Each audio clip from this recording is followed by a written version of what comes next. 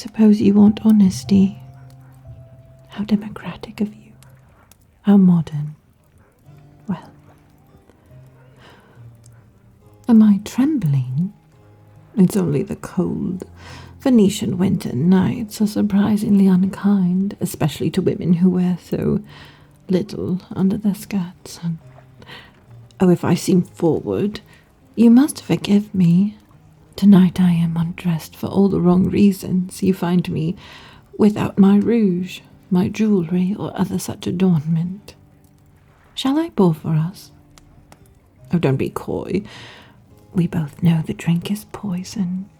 Yours, mine, everyone's poison in this city. A Venetian goblet has not tasted water since the Doge last took confession, but of course I'm nothing if not hospitable.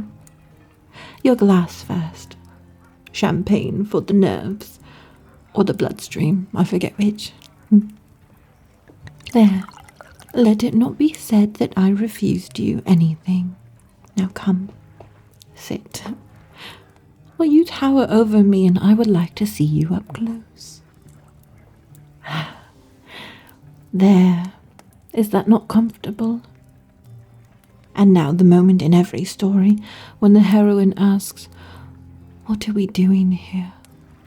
Oh, she knows, of course, but she wants to hear you say it. What is it that brings you to my door this evening? Can you voice your hunger to pantomime the chase all velvet draped and candlelit? Or perhaps you came here to hear my sins. I have enjoyed much of life, as much more than any other courtesan in the Castelletto. Would you like to know about Marco Delfino, the cardinal who came to Venice thinking that he could cleanse the city by nightfall? Delicious. Well, he was told that rage is a sign of a human soul, and he was so desperate to prove it. I made him confess to me. Do you know who he thought about every time he opened his mouth to take communion? Oh, I would tell you, but it would scandalize you. But you are a terrible confessor. You keep your eyes down, you pretend to smooth the table linen, that we both see how your thumb worries the rim of that cup. Poor darling. You were not the first to try and break me of my wickedness, but, well, you may be the first to attempt it while paralyzed by dread. Let us treat it like a proper trial, an open reckoning, and I shall confess. I confess. I killed the violinist in the alleyway behind the conservatory. White gloves, black hair, veins like a tulip stem. It took her the entire aria to die. She shivered, and she moaned as if the cold alone could claim her, but it could not really. Not until I whispered something decadent in her ear. I do not remember what I said, but it made her smile as she bled out. You flinch, but only a little. I am not your first corpse, am I? My second offense, the Baltic man at the regatta. I made him say the names of his childhood dogs while I drank him through the throat. I do not know why. The names were unpronounceable to me, but his accent was lush. The tongue is a wonderful playground for cruelty, pleasure. The third confession. Oh, but this one is too recent. I should not say it in such polite company. But you are not polite company, are you? You are the hunter with the sword stitched into your coat, the little red leather scabbard pressing cool and close to your ribs. Oh, I felt it when we danced at your benefactor's masquerade. I will tell you the third confession if you put your hand on the table.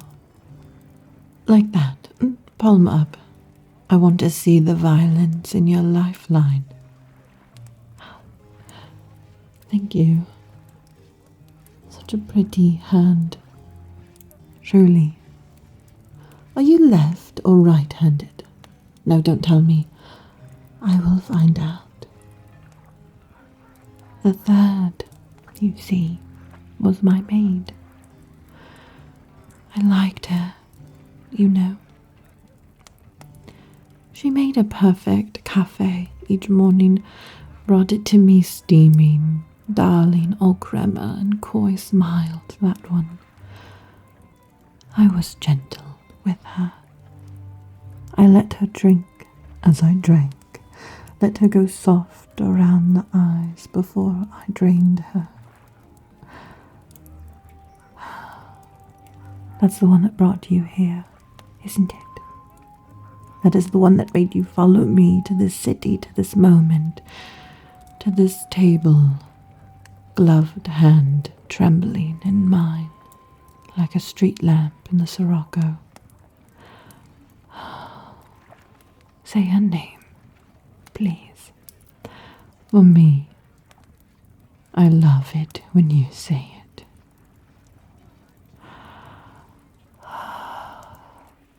Yes. Just like that. Lucia, with the little tremor in the vowels.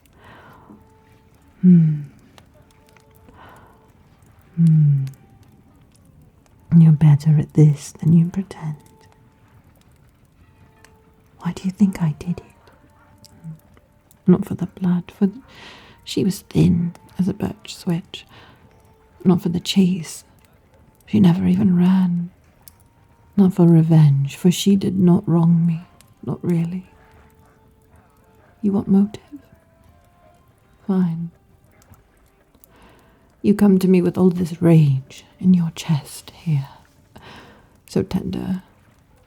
And you think it's hunger that drives me around the city like a stray beast? Like some fanged brute with a shriveled little heart? Is that what your inquisitor told you? Did they not mention what makes a monster in the first place? I killed your Lucia because I was curious. That's all. Curiosity. She begged for an introduction to hell, and who am I to refuse a soul that asks so sweetly? Your Lucia all but handed me her throat. Oh, don't do that. Don't pull away from me now. You can lean back in your seat and pretend not to quake, but I know the look of a pious being meeting a thing that they hate and finding it more beautiful up close. I touched her cheek, like this. I asked if she wanted it to hurt. She said, just a little. And then a lot. Not for the pain, not for the blood, but for the knowing. Some people choke on the secrets, and some of us open up to each other like oysters. She wanted to see the dagger, not the velvet. She wanted to see the truth. You are nothing like her, actually. You do not flinch at the suffering. You store it up for later, like a grudge. I admire such discipline. But I wonder, how much of your life have you already pledged to my destruction? What percentage of your thoughts are devoted to me on a given day? Do you want to punish me?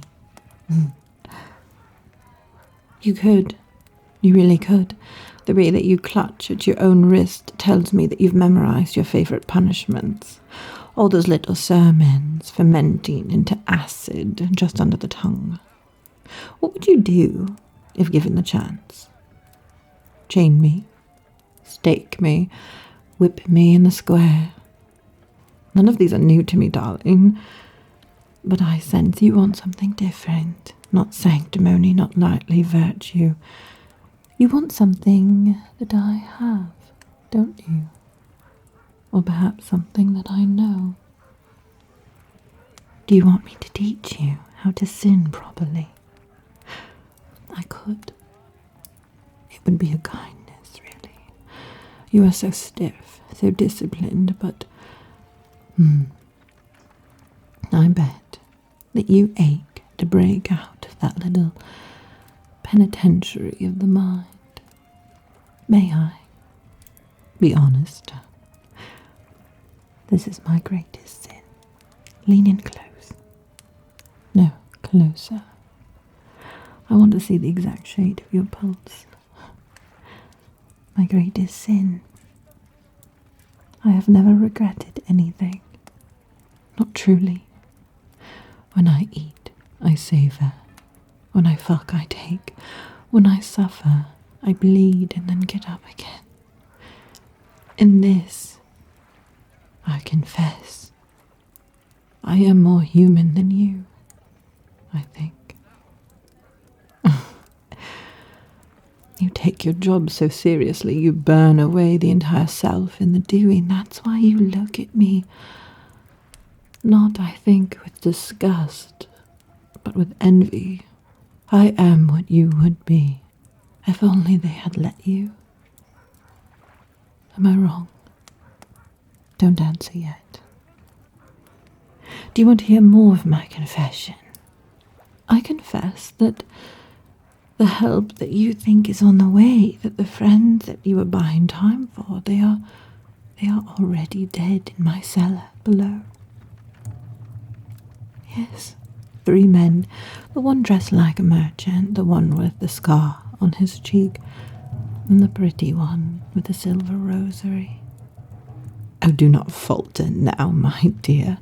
You have already lost, poor pet. You keep checking the door, it's pointless.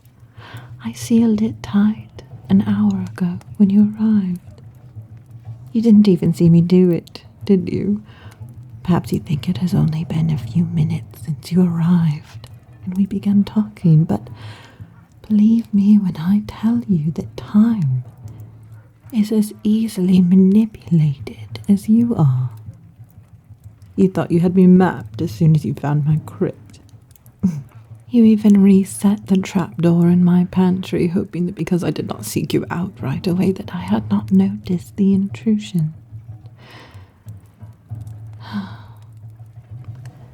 Patience, you see, is my only virtue, my darling. I have centuries to burn. I could wait you into old age and then eat your grandchildren on your deathbed. But I'm bored of this game. The champagne is nearly gone, and I do hate to end a party on a dry note. So, let's do this properly. Take out your knife. Don't play dumb. I want to see the red leather. Do it. This is your only opportunity. Ah, beautiful. Did you sharpen it just for me? I love the little notch that you carve near the base. It makes the wounds bloom so beautifully. Do you imagine you will ever get close enough to use it? Maybe. Let's give you the benefit of the doubt. Here, let me make it fair. I'll even show you where to strike.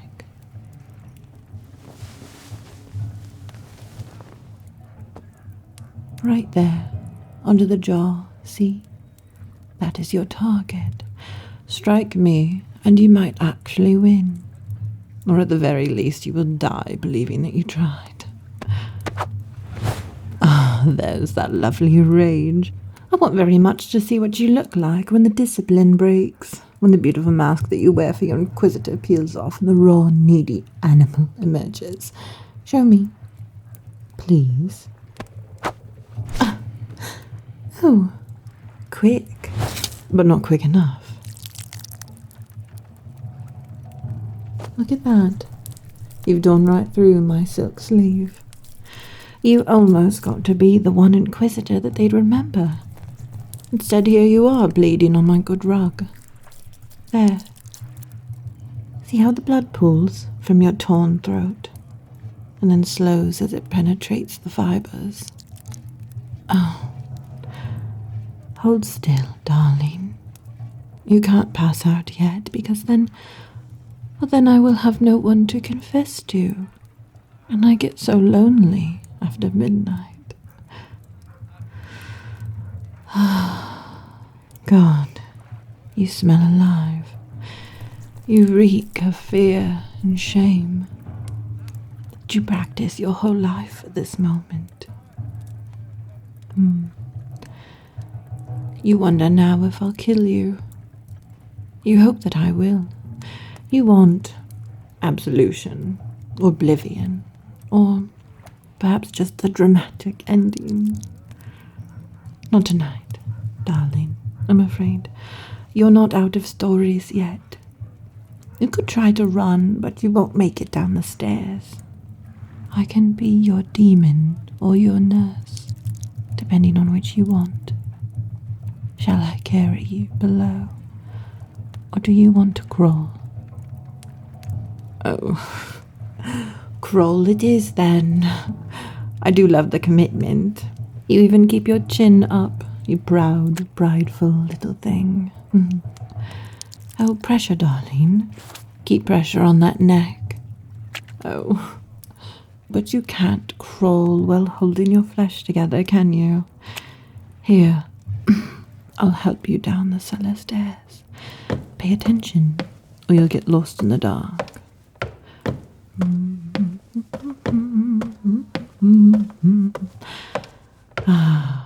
Voila, my private collection. Look how tidy I keep my tools down here. The blood stays on the tiles, see? I never let it clot in the straw. Now, would you like to pick your own cell, or shall I? This one then, it suits you. And here, a salve for your throat. Just a touch from my tongue. And the saliva burns like hellfire, but it knits your wound better than any doctor could. Quit thrashing. You want chains too? How cliché. No, I'm not going to chain you up unless you ask nicely. Not tonight, at least. There's not much left of your friends, but you're welcome to talk to them. They're in the cell next door. They were awfully chatty at first. Less so now.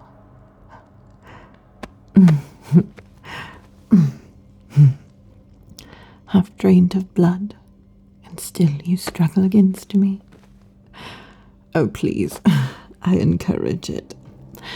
Fight, darling. Make me work for it.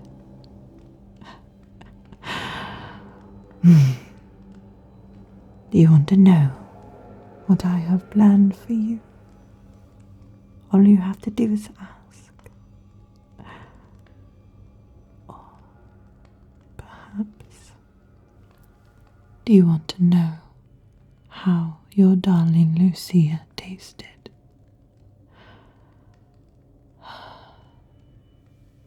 She tasted like surrender. You look like surrender too, but you are so strong, so steadfast, so deliciously, fuckably stubborn. You, I think, will taste like resistance. I will taste you later, when you are ripe for me. Ta-ta for now.